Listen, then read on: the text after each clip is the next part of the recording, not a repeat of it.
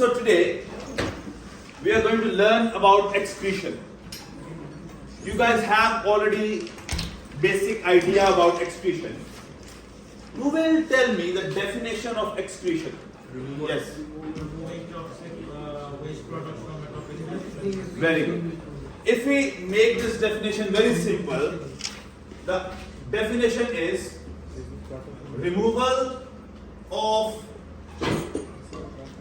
metabolic waste. Now, here, this word metabolic, we know that it is derived from the word metabolism.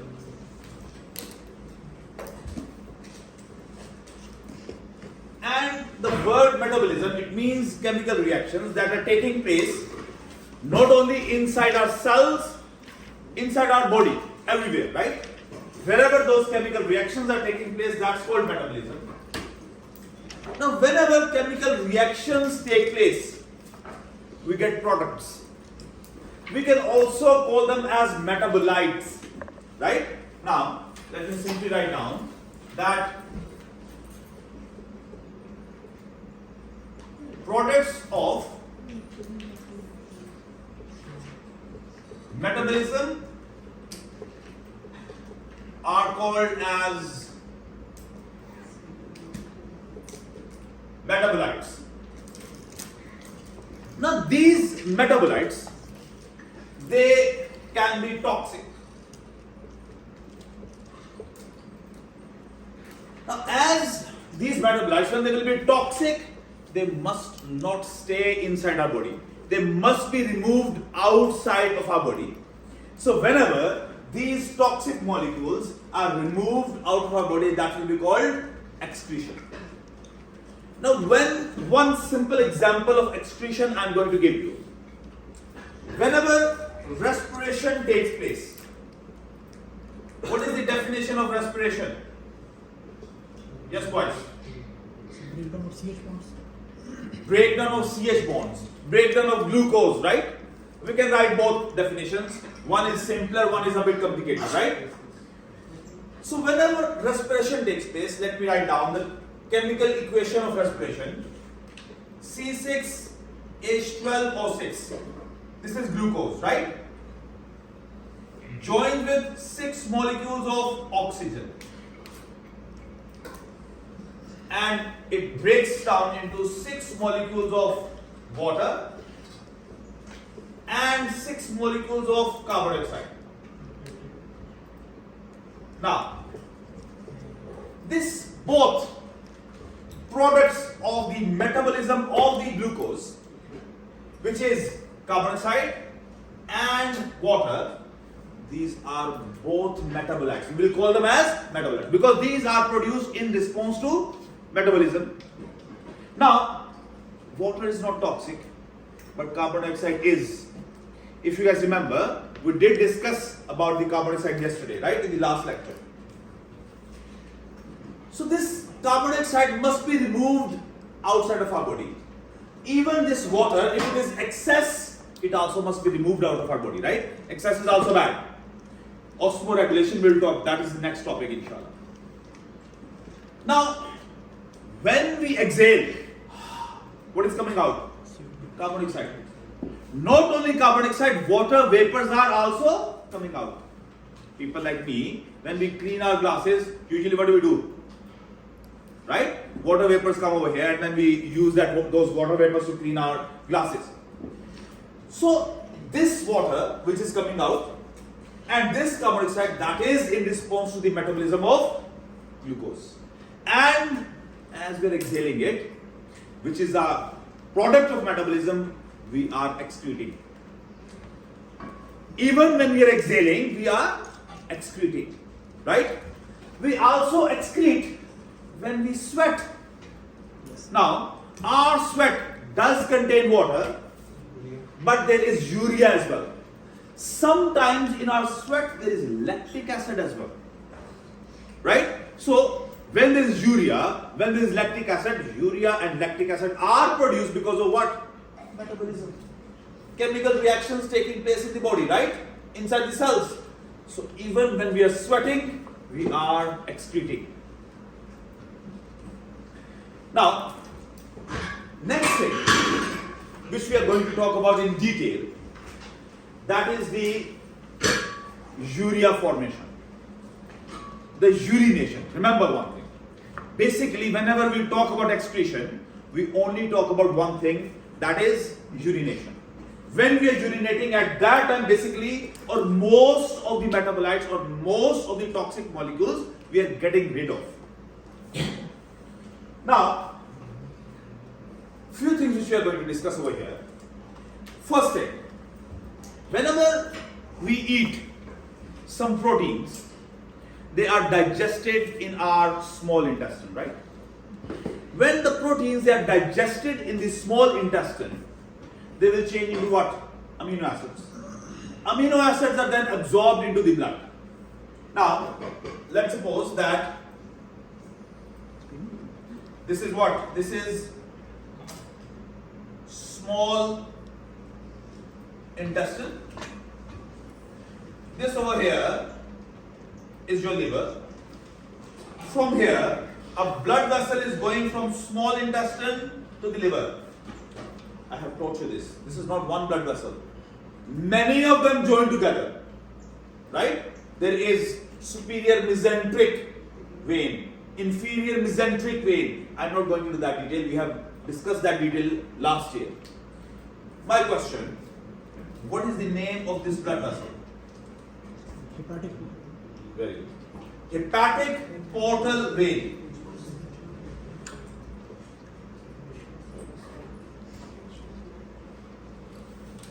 What is this? Hepatic portal vein. So hepatic portal vein is taking the blood to the liver, which contains digested, absorbed food. It would contain glucose in it. It would contain amino acids in it. Will it contain fats? No. Remember, fats digested are absorbed into lacteals. They are absorbed into lacteals. We have discussed that. Now, amino acids are over here. Now, our body do require amino acids for building and repairing. Every day, cells are being worn out. Now, if I rub my hands like this, millions of cells just fell down. DNA, you see, like a lot of DNAs just fell down. So if some forensic teams come over here, they can collect my DNA from here. Now, a DNA evidence we can call it. Now, next thing, that this you see, so this is rubbing, a lot of cells fell down. So more cells will be formed at this space. Some cells, they get damaged. Like if you see, you fall down or whatever you see. So repairing of the damaged tissues take place. Inside the cells, older organelles, they died. They are being killed. Do you remember by the topic autophagy? We learned in the AS, first chapter. Right? Now, so new organelles are being made. For making the new organelles again, what is required? Amino acids are required. But if someone takes amino acids in excess, now what will happen to those extra amino acids? We are going to discuss that as well. Now, this is a reminder of the structure of an amino acid. You guys remember that in the middle of an amino acid there is one carbon. What is this carbon called? Hamza, do you remember? Central carbon. Yes. Alpha carbon. What is it called? Alpha carbon. We also remember that on the right hand side of this carbon there is always carboxyl group attached. Always on the right hand side there will be carboxyl group. Always on the bottom there will be hydrogen atom. Right? Always on the left hand side there will be NH2, which is also called as amino group. This is amino group. This is carboxyl group. Right? And over here we have R, the radical. Now we know that in human body there are 20 different types of amino acids. Basic structure in all the 20 types of amino acids is what? Same. They are only different from each other on the basis of what? R group. Right? In the smallest amino acid, the R group has hydrogen in it. The R group has hydrogen, glycine. Then the second one has methyl group over here, alanine. Right? We have discussed this before as well, right? And there is one of the amino acid that in its R group there is sulfur as well. Who remembers? Cysteine, right? So whole structure is what same except for the R group. Now, all the reactions which we are going to discuss right now, they are happening where? In the liver. They happen in the liver. First step, excess amino acids whenever they are there. First step, what happens? Removal of the amino group.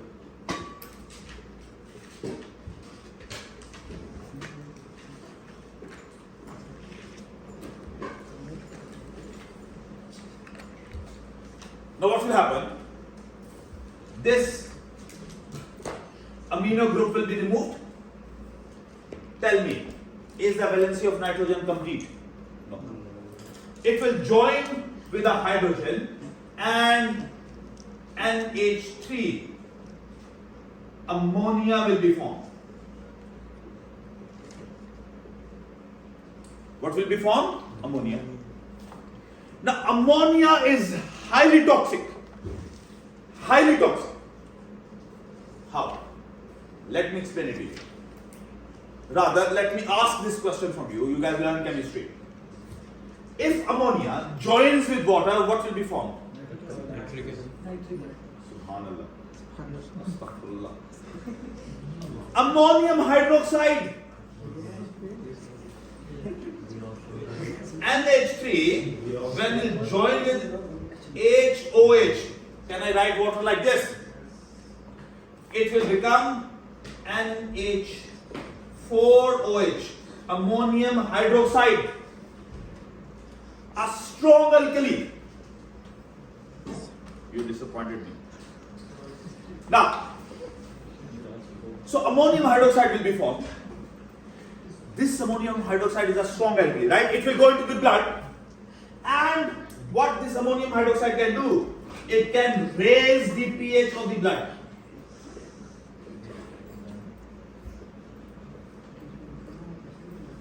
Right? If the pH of the blood is raised, what will be the consequences? Who will tell me? Very good. Hormones there in the blood plasma, they will be denatured. And blood cells are made up of what? They have proteins, glycoproteins, and everywhere there are proteins, right? They will be denatured. Death can take place, right? So ammonia, very, very dangerous. It should not remain in the ammonia form. It should not remain in the ammonia form. Then what happens? That this ammonia, it joins with carbon dioxide. Ammonia is joined with the carbon dioxide in the liver and it is converted into urea. Right? So what happens? That ammonia and carbon dioxide join together to make urea. Now, this is a complicated process. It's not simple that carbon dioxide and ammonia, they will join together and urea will be formed. It's a complicated process, not in your syllabus. The process by which this ammonia and carbon dioxide change into urea, this is called as urea cycle. And this is the cycle which is not in your syllabus. You have Calvin cycle, you have Krebs cycle, right?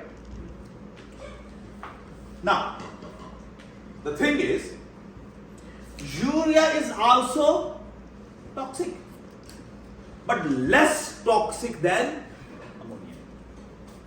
Second, it is organic compound. Urea is organic compound. Ammonia is inorganic. Let me mention over here that urea is organic. Ammonia is inorganic. Another thing, ammonia is readily soluble in water. Urea is not that much soluble in water. Understand? As it is less soluble in water, so it will cause less toxicity. Now, few things which I am going to tell you, very helpful for you guys. That we are the animals who live on land, right? We do have water, but moderate quantity of water we have available, right? Fish, they live in water. They have massive amount of water. They can drink as much as they want and urinate as much as they like. Now, let's suppose that fish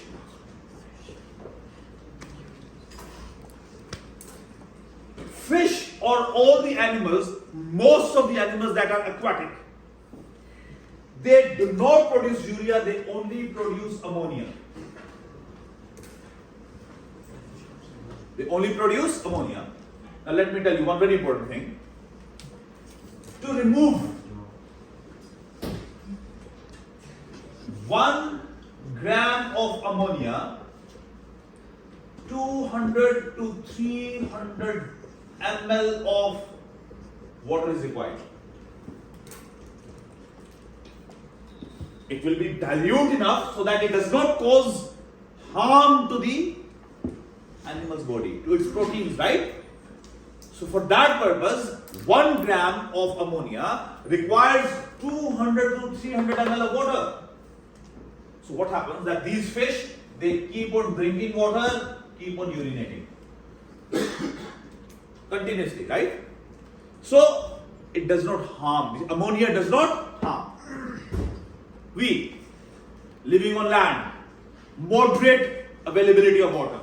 We drink as when we like. We feel thirsty, we drink it, right? We drink the water.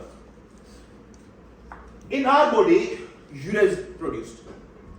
Now question is, how much amount of water is required to excrete 1 gram of urea?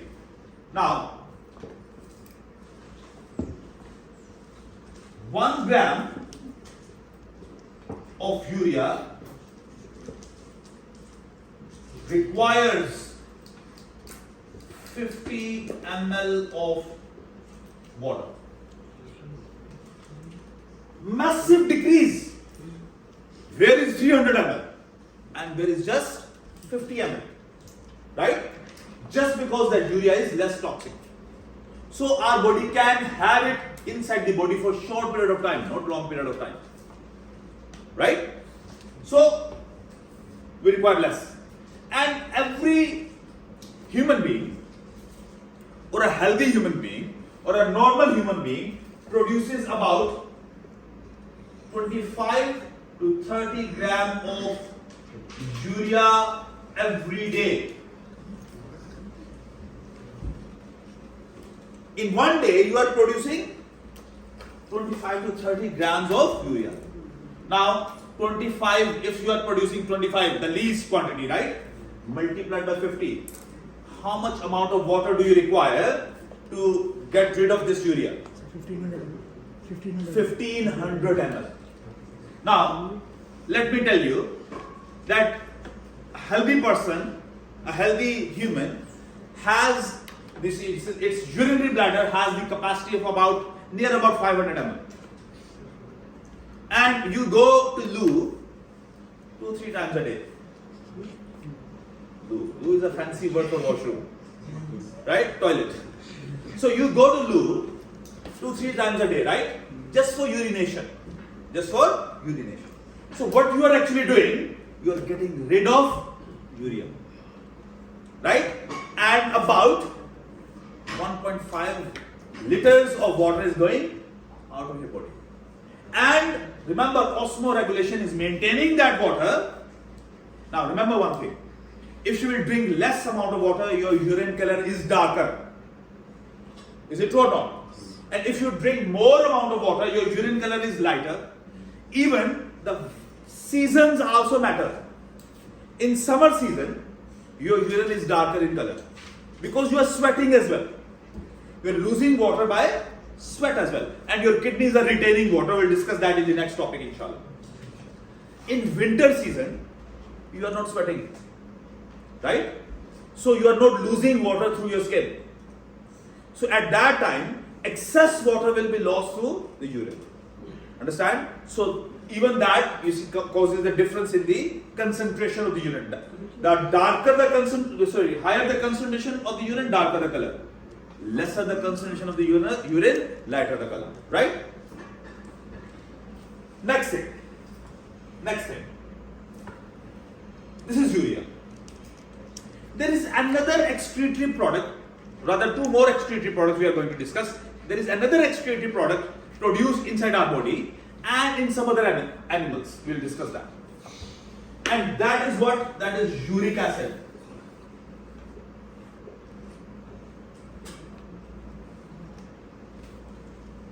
Now uric acid, it is even less toxic than urea. Uric acid is even less toxic than urea, and 1 gram of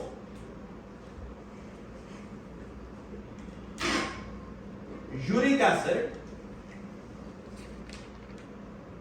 requires 10 ml of water only for excretion.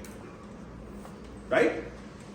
And another thing, uric acid, it is released in the form of crystals. Our urine contains urea and very limited quantity of uric acid as well. Now, next thing, just a minute. Which animals excrete uric acid? The animals which have very limited, now we have moderate quantity of water available, right? There are some animals which have very limited quantity of water available. Birds, right? Birds, they have to fly long distances and they barely come down to drink water. Now, sometimes you are sitting under the tree, minding your own business, and something falls onto you. And your clothes become dirty. And the something that fell from the tree, and when you look up, there is a bird above you. That blessing which you which fell on you, if you pay attention, is of two colors: white and black.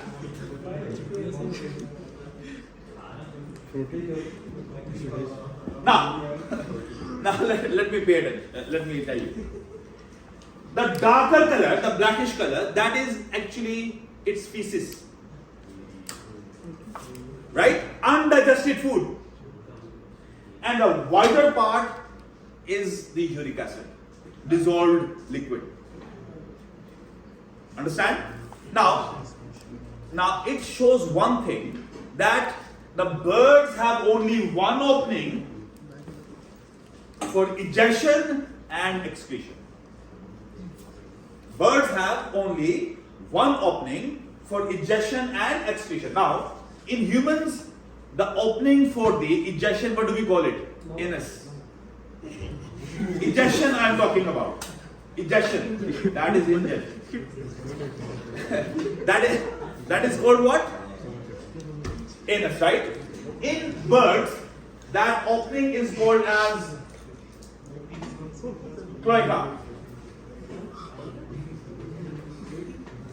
What is it called? Cloaca. Right? And this is the same opening through which the eggs also are being laid. Now, next please. Pay attention. This was uric acid. Next is the another excretory product, which is creatinine. Creatinine. Now, whenever some old person or a person who has some kidney function problem, when they go to the hospitals, the doctors, they suggest a test for the kidney function. So they go for the urine test, right? In the urine, they check for the quantity of uric acid, they check for the quantity of the urea, and they also check for the quantity of creatinine, right? And they also check for the presence or absence of white blood cells or red blood cells. If there will be white blood cells present in the urine, it means that the person has some UTI. UTI means urinary tract infection. Right? Now, first of all, we need to discuss what is creatinine.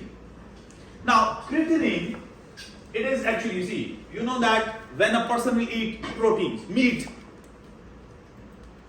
definitely there are proteins in it, but meat is actually coming from the animals. It has muscles, muscles have cells. Inshallah, in the next chapter we'll discuss that the skeletal muscle, you see, that meat we usually eat, that is the skeletal muscles we eat, right? Skeletal muscles have many nuclei in one cell. I will ask you this question twice. That the skeletal muscles, they are called multinucleated. As they are multinucleated, in each nucleus what is present there? DNA, right? And DNA is made up of what? Nucleotides.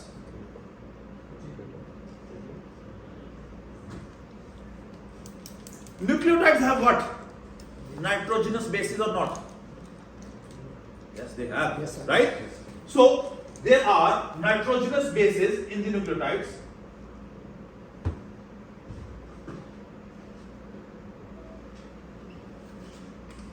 And how many types of nitrogenous bases are there? 2. Purines and pyrimidines. Types I said. Right? So, purines and pyrimidines. So when these nitrogenous bases, and you see these nucleotides, they undergo breakdown, creatine phosphate is produced. What is produced? Creatine phosphate. Now, do anyone know what is creatine phosphate? Bodybuilders, they take it. Yes, sir. Right? Why do they take it? This creatine phosphate is required in the muscle cells. This is like an energy reserve because it gives the phosphate for making the ATPs. Gives the phosphates for making the ATPs.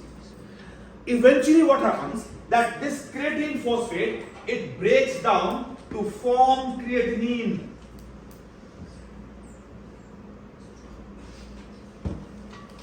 So those people who eat a lot of meat,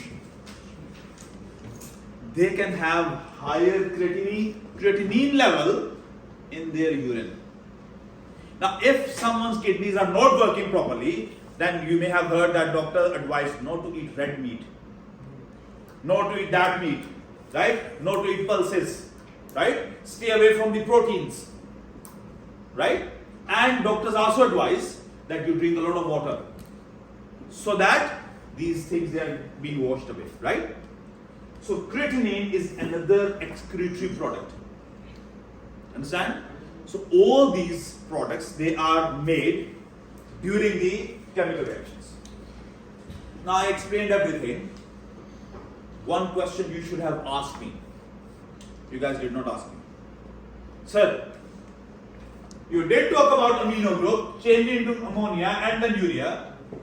What happens to the rest of the amino acid? Yes. Converted to carbohydrates. Very good. Rest of this group, we call this as keto acid. This one.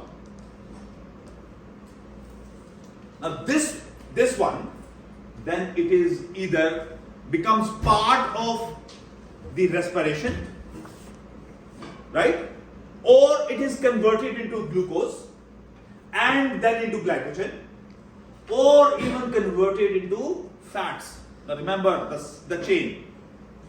if it becomes part of the, you see this glycolysis or Krebs cycle, whatever, it becomes part there.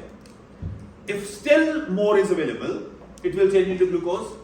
If still more are there, then the glucose which are extra will change into what? Glycogen. If all the glycogen is being stored, no more space for that, then rest will be changed into what? Fats. Understand? So there is a sequence. First, this part, just a minute, it will be changed, it will be used during respiration. Still extra amino acids, change into glucose. Still extra amino acids, change into glycogen. Still excess amino acids, then will change into fats, and fats are stored where? In the adipose tissue, just under the skin. Understood? Yeah. Anas. Yes. How do kidney stones form? We'll discuss inshallah when we talk about the kidney, right? Now, usually, just let me give you a little idea. Please pay attention. This is interesting. You guys have learned that experiment in chemistry. When you have a supersaturated solution, you increase one ion. Does it precipitate or not? Like, let me give you a simple example. If you have a sodium chloride supersaturated solution. Do you know what is supersaturated? No more solute can be dissolved. Now you just add HCl into this. Have you done this experiment or not? No. You should do it. You should ask your teacher. Just add HCl. Now, hydrogen is not required over here, right? But which ion will be increased? Chloride ion.